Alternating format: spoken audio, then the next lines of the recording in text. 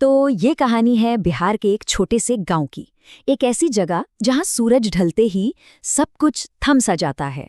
एक बहुत अजीब सा सन्नाटा पसर जाता है। लोग हैं कि अपने अपने घरों में दुबक जाते हैं और गलियां बिल्कुल सुनसान। तो चलिए आज इस खामोशी के पीछे जो राज छुपा है ना, उसे जानते हैं। हाँ, तो इसी गांव में ना एक बहुत पुराना वीरान सा खंडहर है। लेकिन गांव के लोग उसे सिर्फ खंडहर नहीं कहते। नहीं, उन्होंने उसे एक नाम दिया है। एक ऐसा नाम जो जबान पर आते ही एक डर सा पैदा कर देता है। वो उसे कहते हैं मौत का घर। और इस घर के बारे में ना बस एक ही बात मशहूर है। एक ऐसी बात जो पीढ़ियों से एक से दूसरे को सुनाई जा रही है।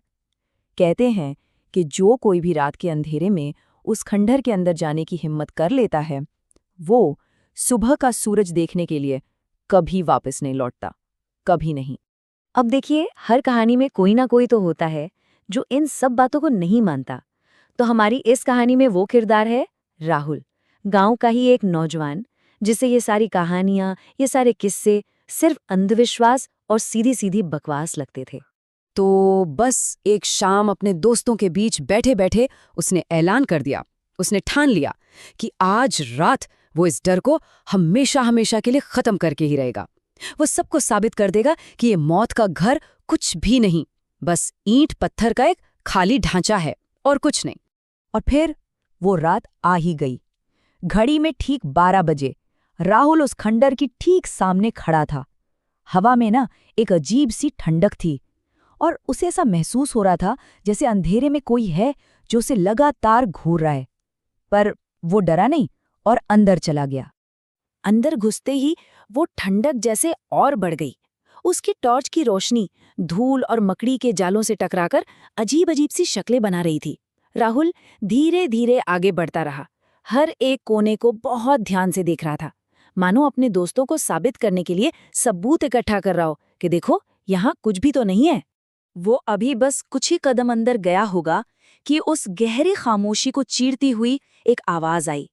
एक ऐसी आवाज जिसके बारे में उसने सोचा तक नहीं था।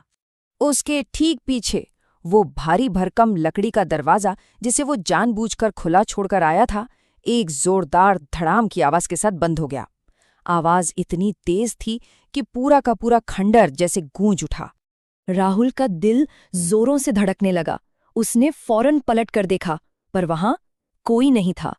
हवा का तो नामो निशान तक नहीं। और बस उसी पल वो समझ गया कि वो यहां फंस चुका है, और शायद नहीं, यकीनन वो यहां अकेला नहीं है।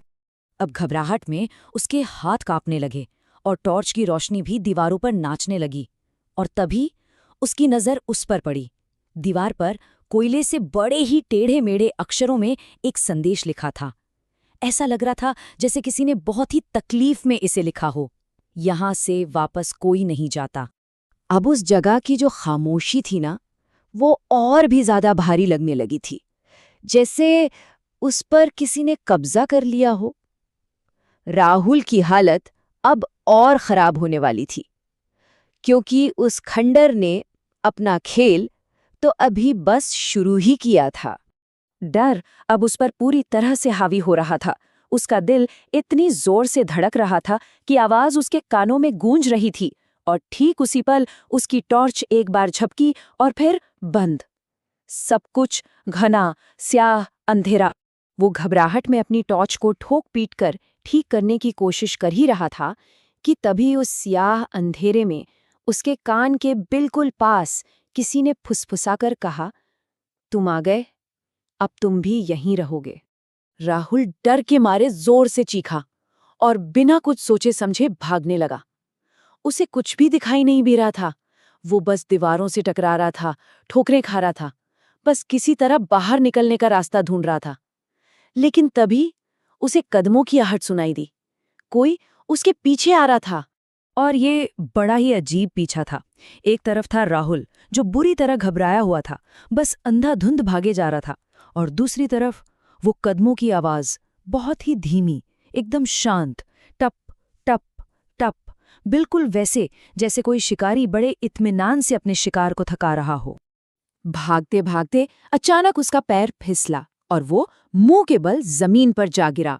जब उसने कांपते हुए हिम्मत करके ऊपर देखा तो अंधेरे में उसे एक साया दिखाई दिया, एक काली परछाई जिसका कोई चेहरा नहीं था सिवाय दो जलती हुई लाल आंखों के, जो सीधे उसी को घूर रही थीं।